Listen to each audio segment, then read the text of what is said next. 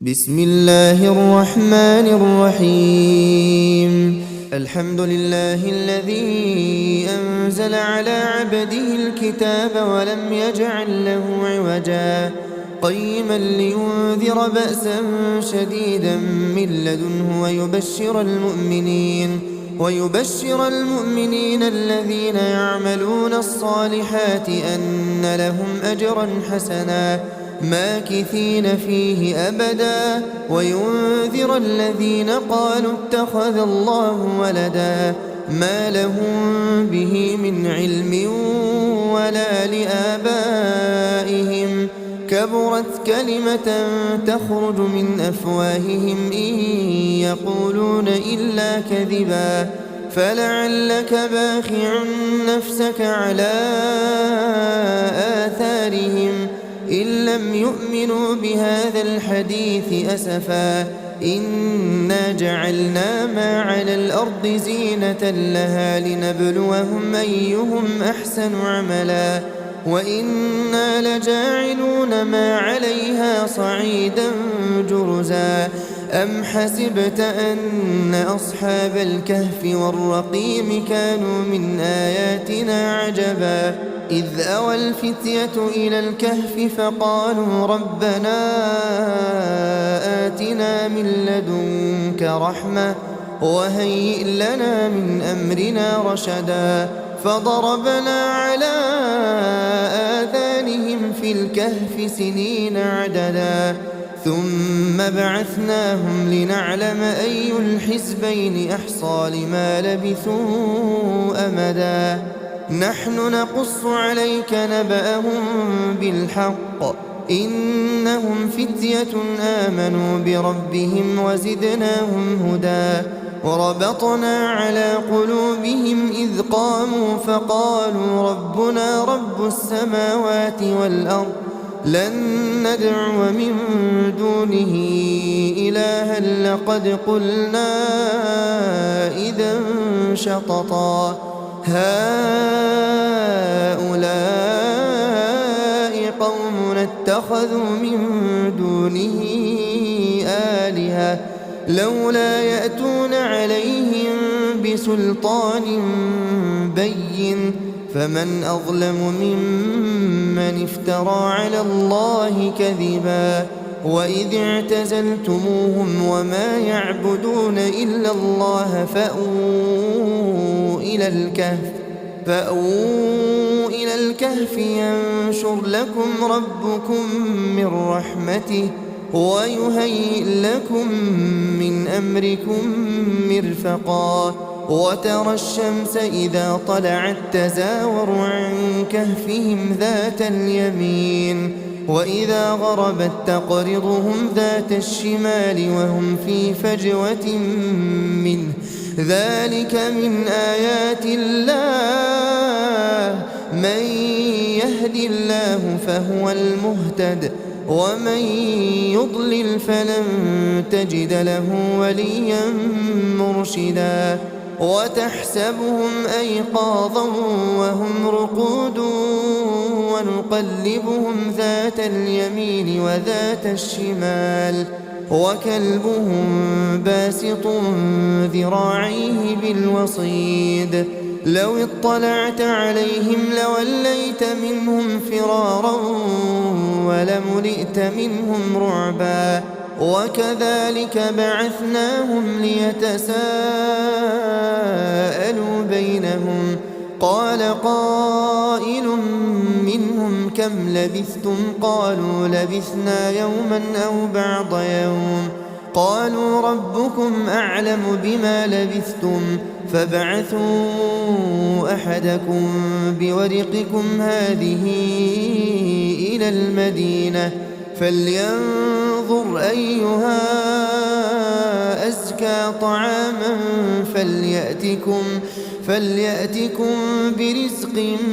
منه وليتلطف ولا يشعرن بكم أحدا إنهم إن يظهروا عليكم يرجموكم أو يعيدوكم في ملتهم ولن تفلحوا إذا أبدا وكذلك أعثرنا عليهم ليعلموا أن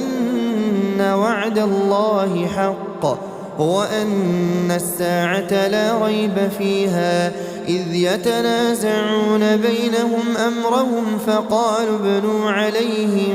بنيانا ربهم أعلم بهم قال الذين غلبوا على أمرهم لنتخذن عليهم مسجدا سيقولون ثلاثة رابعهم كلبهم ويقولون خمسة سادسهم كلبهم رجما بالغيب ويقولون سبعة وثامنهم كلبهم قل ربي أعلم بعدتهم ما يعلمهم إلا قليل فلا تمار فيهم إلا مراء ظاهرا ولا تستفت فيهم منهم أحدا ولا تقولن لشيء إني فاعل ذلك غدا إلا أن يشاء الله واذكر ربك إذا نسيت وقل عسى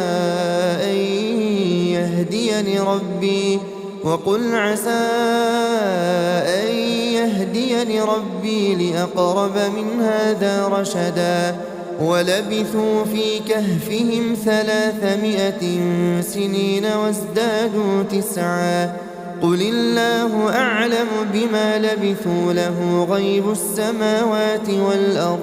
أبصر به وأسمع ما لهم من دونه من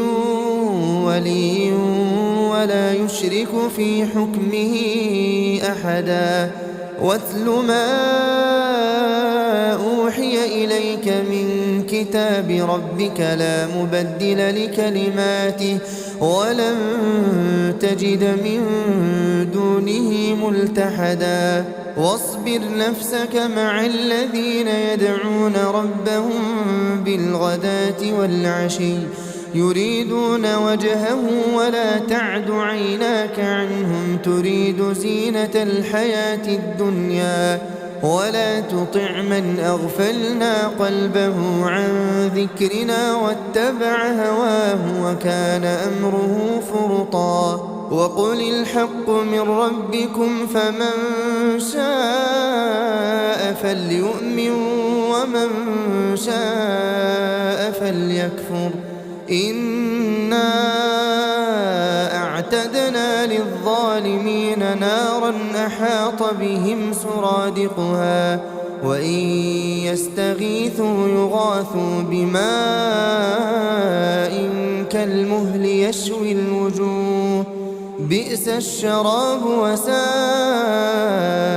مرتفقا إن الذين آمنوا وعملوا الصالحات إنا لا نضيع أجر من أحسن عملا أولئك لهم جنات عدن تجري من تحتهم الأنهار يحلون فيها من أساور من ذهب ويلبسون ثيابا خضرا من سندس واستبرق متكئين فيها على الأرائك نعم الثواب وحسنت مرتفقا واضرب لهم مثل الرجلين جعلنا لأحدهما جنتين من أعناب وحففناهما بنخل وجعلنا بينهما زرعا كلتا الجنتين آتت أكلها ولم تظلم منه شيئا وفجرنا خلالهما نهرا وكان له ثمر فقال لصاحبه وهو يحاوره أنا أكثر منك مالا وأعز نفرا ودخل جنته وهو ظالم لنفسه قال ما أظن أن تبيد هذه أبدا وما أظن الساعة قائمة ولئن رددت إلى ربي لأجدن خيرا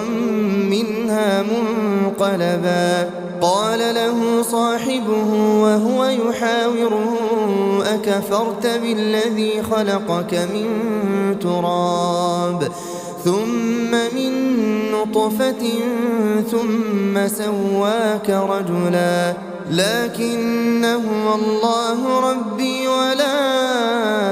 أشرك بربي أحدا ولولا إذ دخلت جنتك قلت ما شاء الله لا قوة إلا بالله إن ترني أنا أقل منك مالا وولدا فعسى ربي أن يؤتيني خيرا من جنتك ويرسل عليها حسبانا من السماء فتصبح صعيدا زلقا أو يصبح ماؤها غورا فلن تستطيع له طلبا وأحيط بثمره فأصبح يقلب كفيه على ما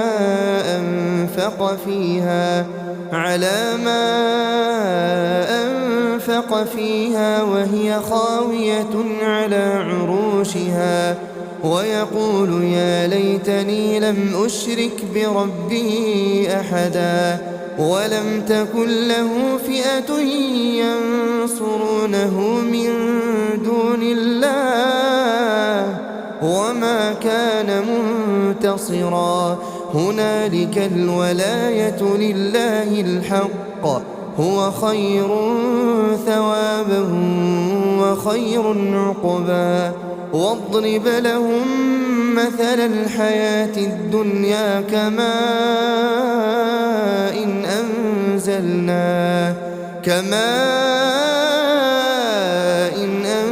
أنزلناه من السماء فاختلط به نبات الأرض فأصبح هشيما تذروه الرياح وكان الله على كل شيء مقتدرا المال والبنون زينة الحياة الدنيا والباقيات الصالحات خير عند ربك ثوابا وخير أملا ويوم نسير الجبال وترى الأرض بارزة وحشرناهم فلم نغادر منهم أحدا وعرضوا على ربك صفا لقد جئتمونا كما خلقناكم أول مرة بل زعمتم أن لن نجعل لكم موعدا ووضع الكتاب فترى المجرمين مشفقين مما فيه ويقولون يا ويلتنا ما لهذا الكتاب لا يغادر صغيرة ولا كبيرة إلا أحصاها ووجدوا ما عملوا حاضرا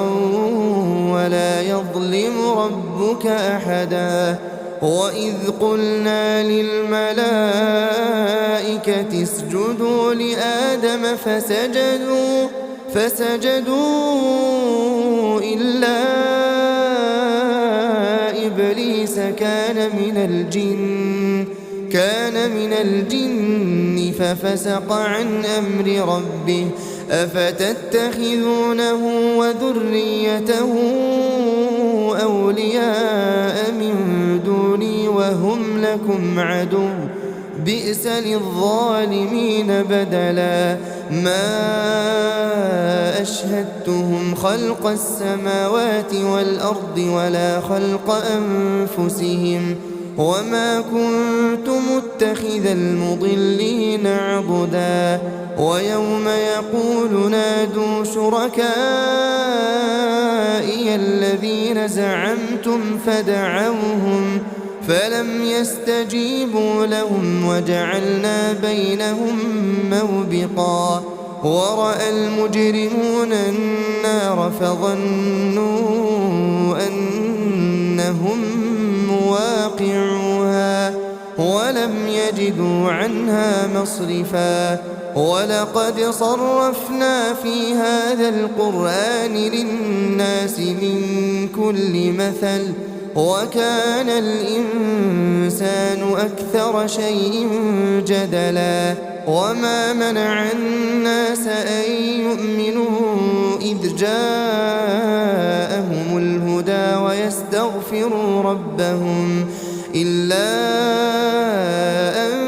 تأتيهم سنة الأولين أو يأتيهم العذاب قبلا وما نرسل المرسلين إلا مبشرين ومنذرين ويجادل الذين كفروا بالباطل ليدحضوا به الحق واتخذوا آياتي وما أنذروا هزوا ومن أظلم ممن ذكر بآيات ربه فأعرض عنها ونسي ما قدمت يداه إنا جعلنا على قلوبهم أكنة أن يفقهوه وفي آذانهم وقرا وإن تدعهم إلى الهدى فلن يهتدوا إذا أبدا وربك الغفور ذو الرحمة لو يؤاخذهم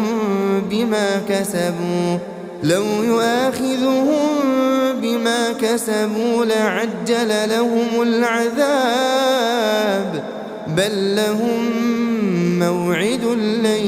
يجدوا من دونه موئلا وتلك القرى أهلكناهم لما ظلموا وجعلنا لمهلكهم موعدا وإذ قال موسى لفتاه لا أبرح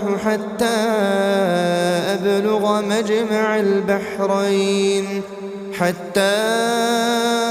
أبلغ مجمع البحرين أو أمضي حقبا فلما بلغا مجمع بينهما نسيا حوتهما فاتخذ سبيله في البحر سربا فلما جاوزا قال لفتاه آتنا غداءنا لقد لقينا من سفرنا هذا نصبا قال أرأيت إذ أوينا إلى الصخرة فإني نسيت الحوت وما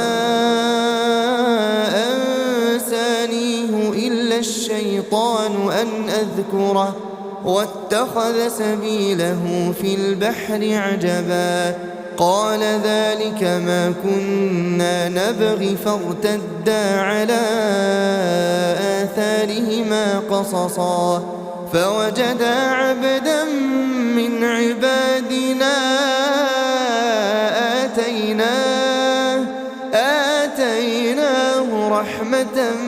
من عندنا وعلمناه من لدنا علما قال له موسى هل أتبعك على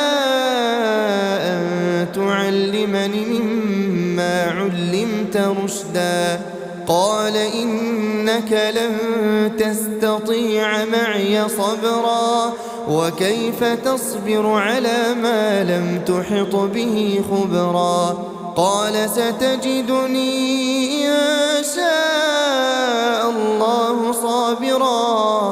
إن شاء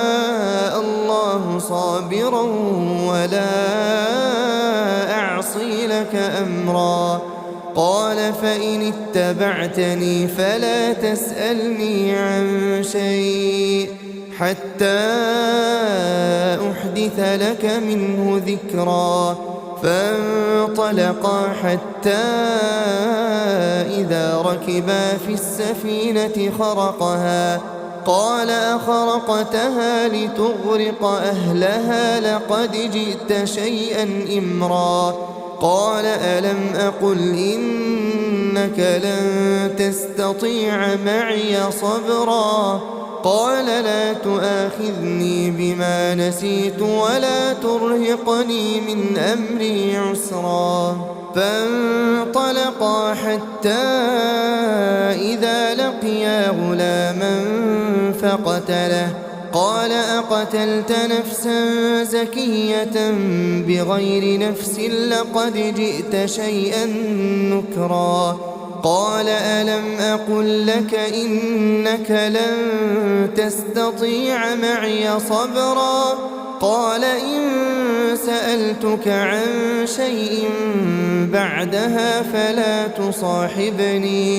فلا تصاحبني قد بلغت من لدني عذرا فانطلقا حتى إذا أتيا أهل قرية استطعما أهلها فأبوا أن يضيفوهما فوجدا فيها جدارا يريد أن ينقض فأقامه قال لو شئت لاتخذت عليه أجرا قال هذا فراق بيني وبينك سأنبئك بتأويل ما لم تستطع عليه صبرا أما السفينة فكانت لمساكين يعملون في البحر فأردت أن أعيبها وكان وراءهم ملك يأخذ كل سفينة غصبا وأما الغلام فكان أبواه مؤمنين فخشينا أن يرهقهما طغيانا وكفرا فأردنا أن يبدلهما ربهما خيرا منه زكاة وأقرب رحما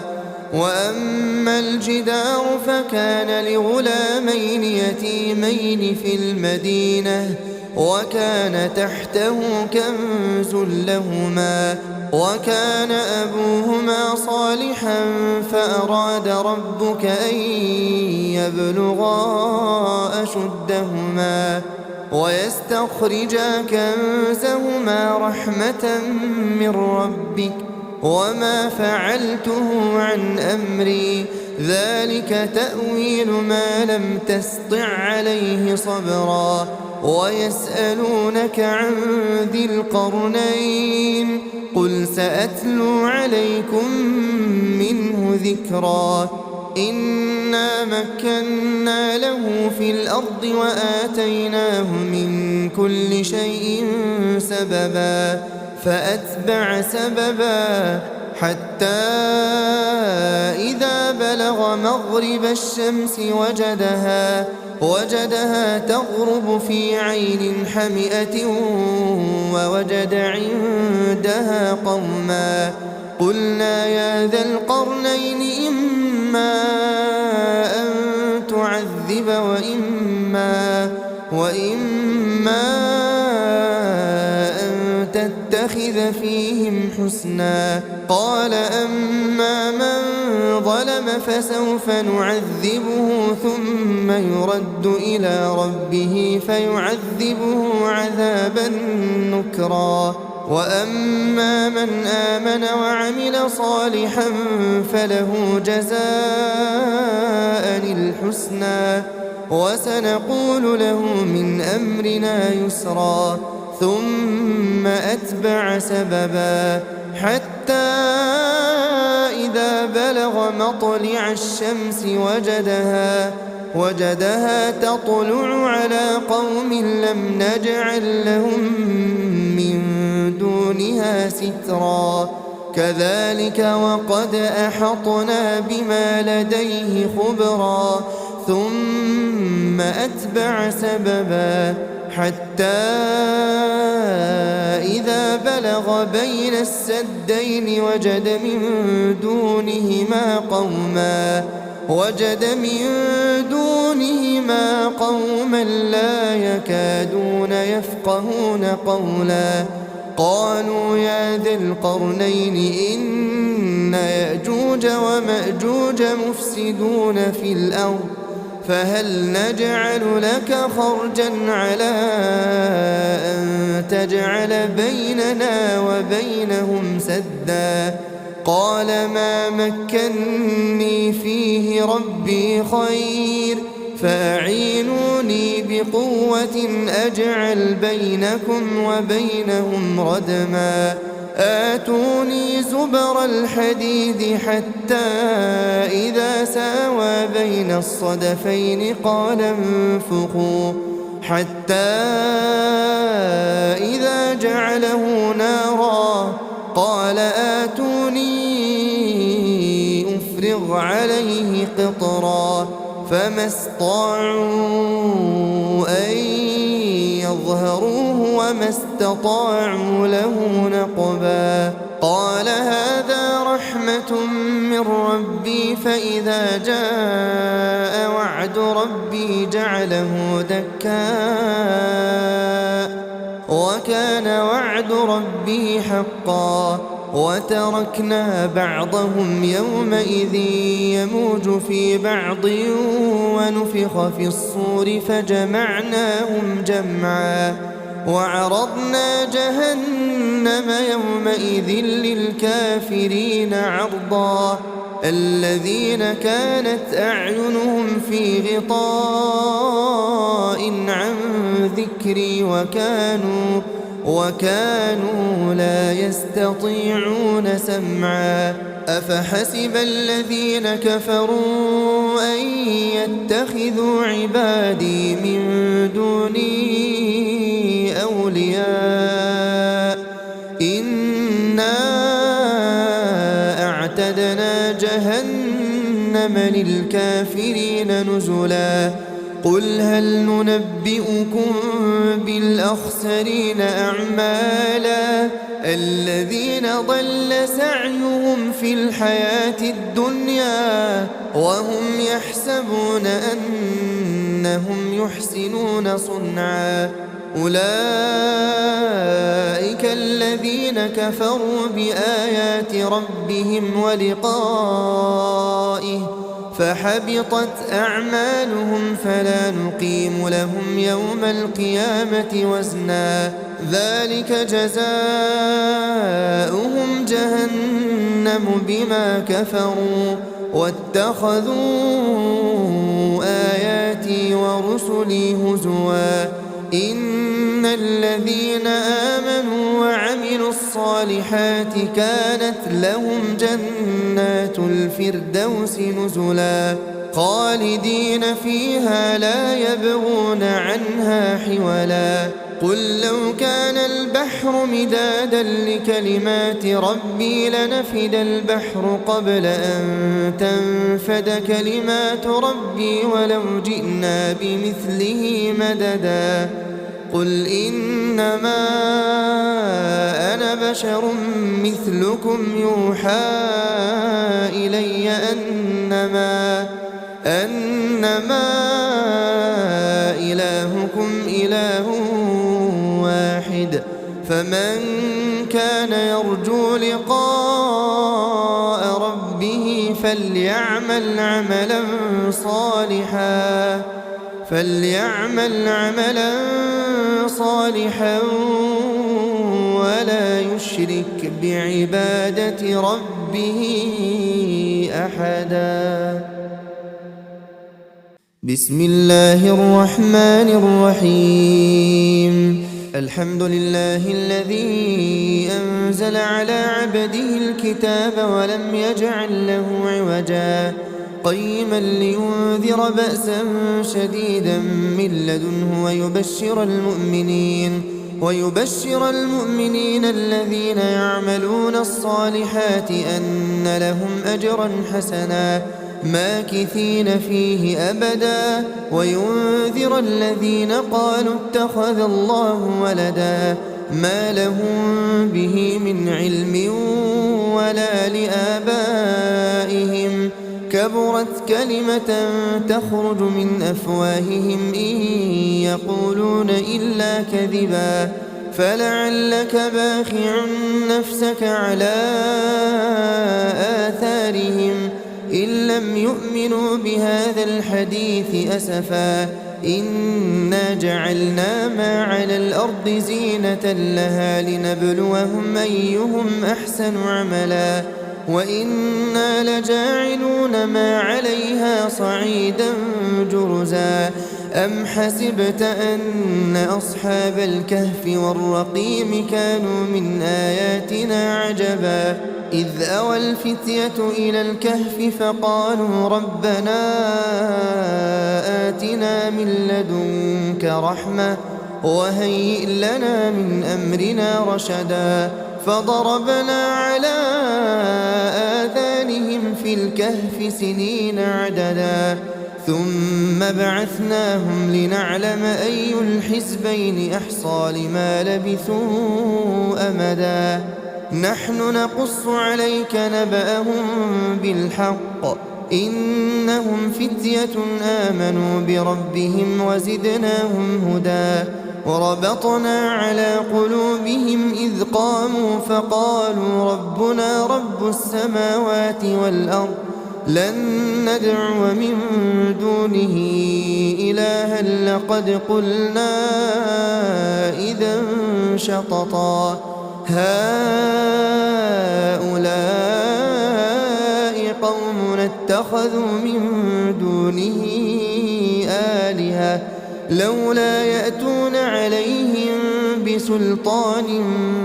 بين فمن أظلم ممن افترى على الله كذبا وإذ اعتزلتموهم وما يعبدون إلا الله فأووا إلى الكهف ينشر لكم ربكم من رحمته ويهيئ لكم من أمركم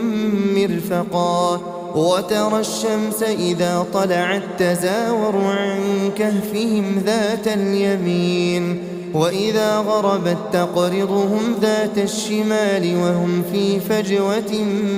منه ذلك من آيات الله من يهد الله فهو المهتد ومن يضلل فلن تجد له وليا مرشدا وتحسبهم أيقاظا وهم رقود ونقلبهم ذات اليمين وذات الشمال وكلبهم باسط ذراعيه بالوصيد لو اطلعت عليهم لوليت منهم فرارا ولملئت منهم رعبا وكذلك بعثناهم ليتساءلوا بينهم قال قائل منهم كم لبثتم قالوا لبثنا يوما أو بعض يوم قالوا ربكم أعلم بما لبثتم فابعثوا أحدكم بورقكم هذه إلى المدينة فلينظر أيها أزكى طعاما فليأتكم برزق منه وليتلطف ولا يشعرن بكم أحدا إنهم إن يظهروا عليكم يرجموكم أو يعيدوكم في ملتهم ولن تفلحوا إذا أبدا وكذلك أعثرنا عليهم ليعلموا أن وعد الله حق وأن الساعة لا ريب فيها إذ يتنازعون بينهم أمرهم فقالوا ابنوا عليهم بنيانا ربهم أعلم بهم قال الذين غلبوا على أمرهم لنتخذن عليهم مسجدا سيقولون ثلاثة رابعهم كلبهم ويقولون خمسة سادسهم كلبهم رجما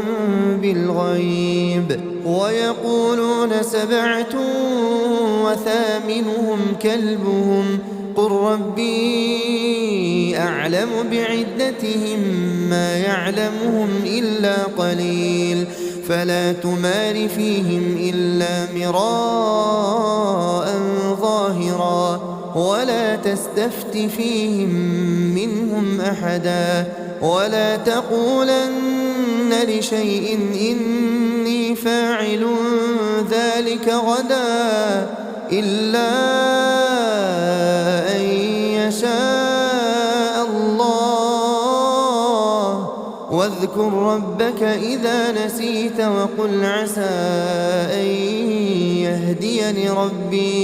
وقل عسى أن يهديني ربي لأقرب من هذا رشدا ولبثوا في كهفهم 300 سنين وازدادوا 9 قل الله أعلم بما لبثوا له غيب السماوات والأرض أبصر به وأسمع ما لهم من دونه من ولي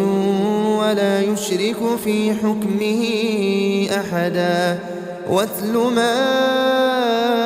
أوحي إليك من كتاب ربك لا مبدل لكلماته ولن تجد من دونه ملتحدا واصبر نفسك مع الذين يدعون ربهم بالغداة والعشي يريدون وجهه ولا تعد عيناك عنهم تريد زينة الحياة الدنيا ولا تطع من أغفلنا قلبه عن ذكرنا واتبع هواه وكان أمره فرطا وقل الحق من ربكم فمن شاء فليؤمن ومن شاء فليكفر إنا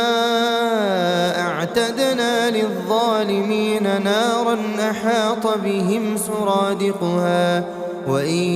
يستغيثوا يغاثوا بماء كالمهل يشوي الوجوه بئس الشراب وساءت مرتفقا إن الذين آمنوا وعملوا الصالحات إنا لا نضيع أجر من أحسن عملا أولئك لهم جنات عدن تجري من تحتهم الأنهار يحلون فيها من أساور من ذهب ويلبسون ثيابا خضرا من سندس واستبرق متكئين فيها على الأرائك نعم الثواب وحسنت مرتفقا واضرب لهم مثلا الرجلين جعلنا لأحدهما جنتين من أعناب وحففناهما بنخل وجعلنا بينهما زرعا كلتا الجنتين آتت أكلها ولم تظلم منه شيئا وفجرنا خلالهما نهرا وكان له ثمر فقال لصاحبه وهو يحاوره أنا أكثر منك مالا وأعز نفرا ودخل جنته وهو ظالم لنفسه قال ما أظن أن تبيد هذه أبدا وما أظن الساعة قائمة ولئن رددت إلى ربي لأجدن خيرا منها منقلبا قال له صاحبه وهو يحاوره أكفرت بالذي خلقك من تراب ثم من نطفة ثم سواك رجلا لكن هو الله ربي ولا أشرك بربي أحدا ولولا إذ دخلت جنتك قلت ما شاء الله لا قوة إلا بالله إن ترني أنا أقل منك مالا وولدا فعسى ربي أن يؤتيني خيرا من جنتك ويرسل عليها حسبانا من السماء فتصبح صعيدا زلقا أو يصبح ماؤها غورا فلن تستطيع له طلبا وأحيط بثمره فأصبح يقلب كفيه على ما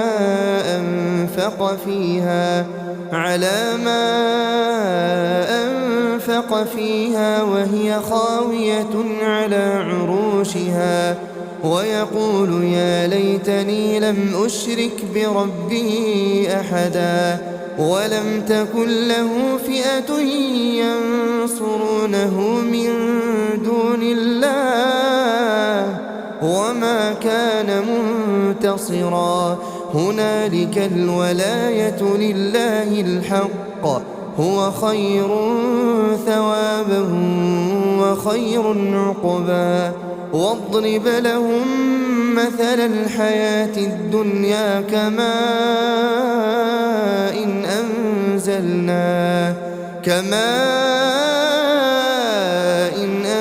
أنزلناه من السماء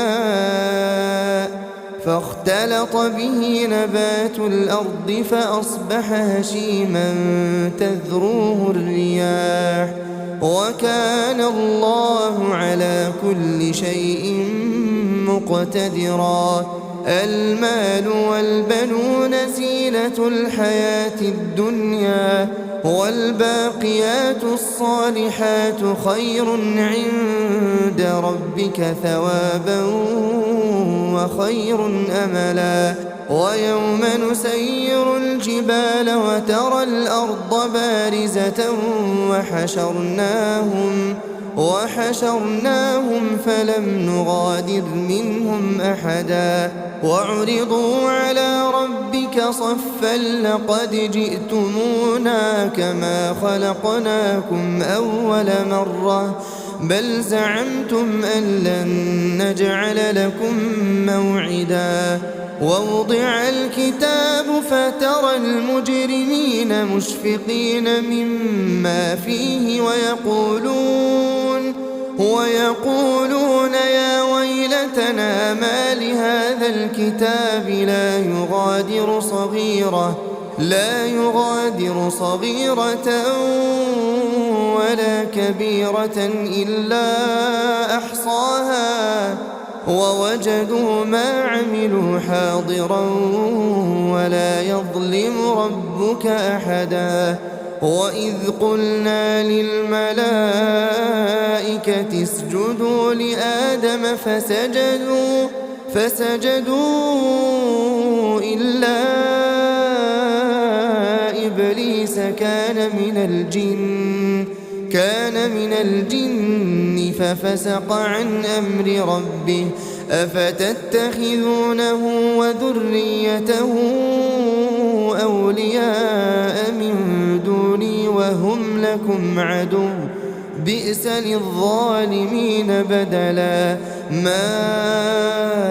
أشهدتهم خلق السماوات والأرض ولا خلق أنفسهم وما كنت متخذ المضلين عضدا ويوم يقول نادوا شركائي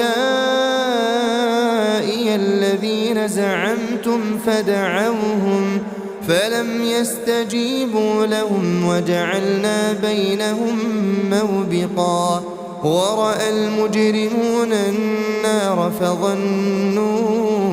أنهم مواقعوها ولم يجدوا عنها مصرفا ولقد صرفنا في هذا القرآن للناس من كل مثل وكان الإنسان أكثر شيء جدلا وما منع الناس أن يؤمنوا إذ جاءهم الهدى ويستغفروا ربهم إلا أن تأتيهم سنة الأولين أو يأتيهم العذاب قبلا وما نرسل المرسلين إلا مبشرين ومنذرين ويجادل الذين كفروا بالباطل ليدحضوا به الحق واتخذوا آياتي وما أنذروا هزوا ومن أظلم ممن ذكر بآيات ربه فأعرض عنها ونسي ما قدمت يداه إنا جعلنا على قلوبهم أكنة أن يفقهوه وفي آذانهم وقرا وإن تدعهم إلى الهدى فلن يهتدوا إذا أبدا وربك الغفور ذو الرحمة لو يؤاخذهم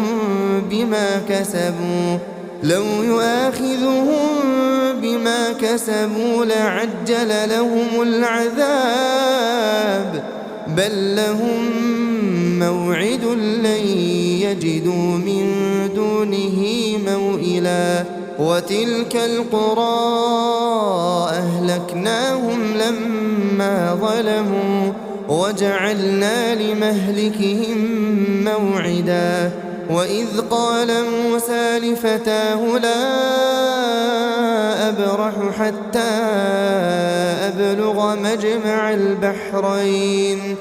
حتى أبلغ مجمع البحرين أو أمضي حقبا فلما بلغا مجمع بينهما نسيا حوتهما فاتخذ سبيله في البحر سربا فلما جاوزا قال لفتاه آتنا غداءنا لقد لقينا من سفرنا هذا نصبا قال أرأيت إذ أوينا إلى الصخرة فإني نسيت الحوت وما أنسانيه إلا الشيطان أن أذكره واتخذ سبيله في البحر عجبا قال ذلك ما كنا نبغي فارتدا على آثارهما قصصا فوجدا عبدا من عبادنا آتيناه رحمة من عندنا وعلمناه من لدنا علما قال له موسى هل أتبعك على أن تعلمني مما علمت رشدا قال إنك لن تستطيع معي صبرا وكيف تصبر على ما لم تحط به خبرا قال ستجدني إن شاء الله صابرا إن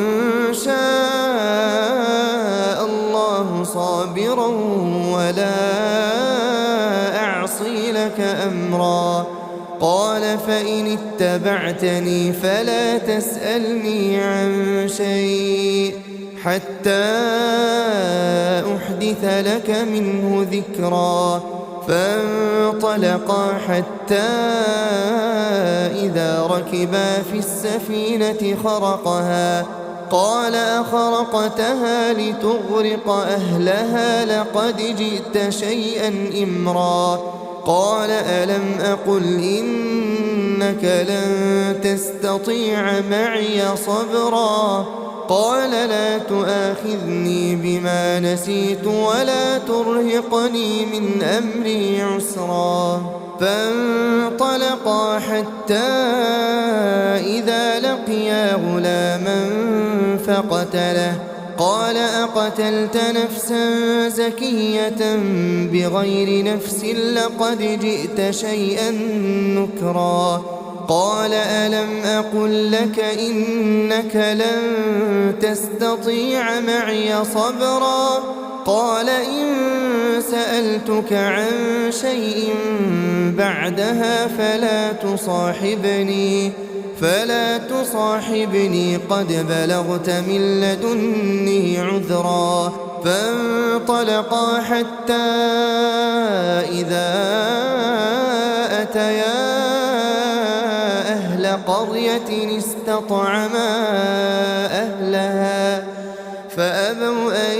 يضيفوهما فوجدا فيها جدارا يريد أن ينقض فأقامه. قال لو شئت لاتخذت عليه أجرا. قال هذا فراق بيني وبينك سأنبئك بتأويل ما لم تستطع عليه صبرا. أما السفينة فكانت لمساكين يعملون في البحر فأردت أن أعيبها وكان وراءهم ملك يأخذ كل سفينة غصبا. وأما الغلام فكان أبواه مؤمنين فخشينا أن يرهقهما طغيانا وكفرا فأردنا أن يبدلهما ربهما خيرا منه زكاة وأقرب رحما. وأما الجدار فكان لغلامين يتيمين في المدينة وكان تحته كنز لهما وكان أبوهما صالحا فأراد ربك أن يبلغا أشدهما ويستخرجا كنزهما رحمة من ربك وما فعلته عن أمري ذلك تأويل ما لم تسطع عليه صبرا. ويسألونك عن ذي القرنين قل سأتلو عليكم منه ذكرا. إنا مكنا له في الأرض وآتيناه من كل شيء سببا فأتبع سببا حتى إذا بلغ مغرب الشمس وجدها تغرب في عين حمئة ووجد عندها قوما قلنا يا ذا القرنين إما أن تعذب وإما أن تتخذ فيهم حسنا. قال أما من ظلم فسوف نعذبه ثم يرد إلى ربه فيعذبه عذابا نكرا. وأما من آمن وعمل صالحا فله جزاء الحسنى وسنقول له من أمرنا يسرا. ثم أتبع سببا حتى إذا بلغ مطلع الشمس وجدها تطلع على قوم لم نجعل لهم من دونها سترا. كذلك وقد أحطنا بما لديه خبرا ثم أتبع سببا حتى إذا بلغ بين السدين وجد من دونهما قوما لا يكادون يفقهون قولا قالوا يا ذا القرنين إن يأجوج ومأجوج مفسدون في الأرض فهل نجعل لك خرجا على أن تجعل بيننا وبينهم سدا قال ما مكني فيه ربي خير فأعينوني بقوة أجعل بينكم وبينهم ردما آتوني زبر الحديد حتى إذا ساوى بين الصدفين قال انفخوا حتى إذا جعله نارا قال آتوني أفرغ عليه قطرا فما استطاعوا أن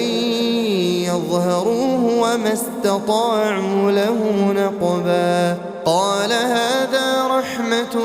من ربي فإذا جاء وعد ربي جعله دكاء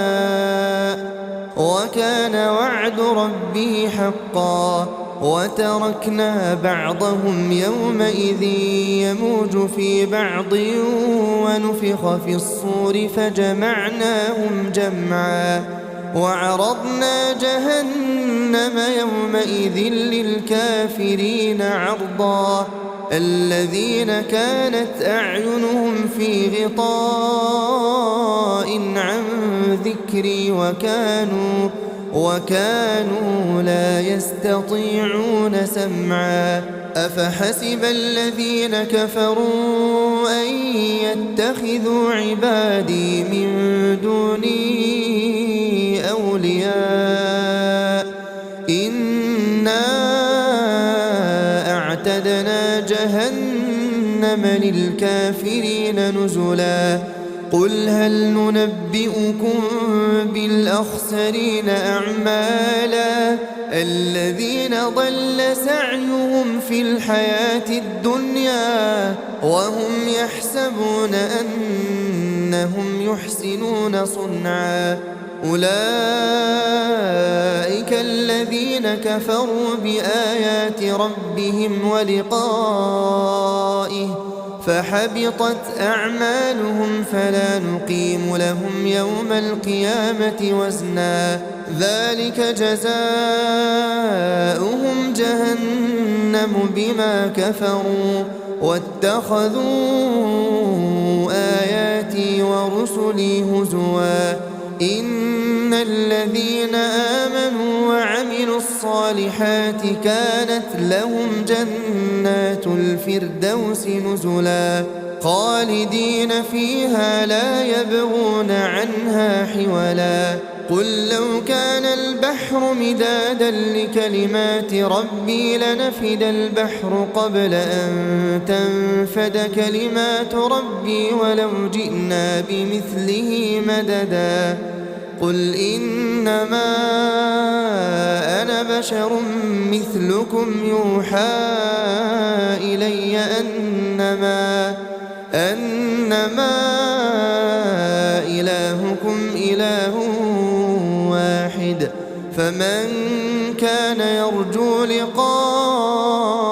ربه فليعمل عملا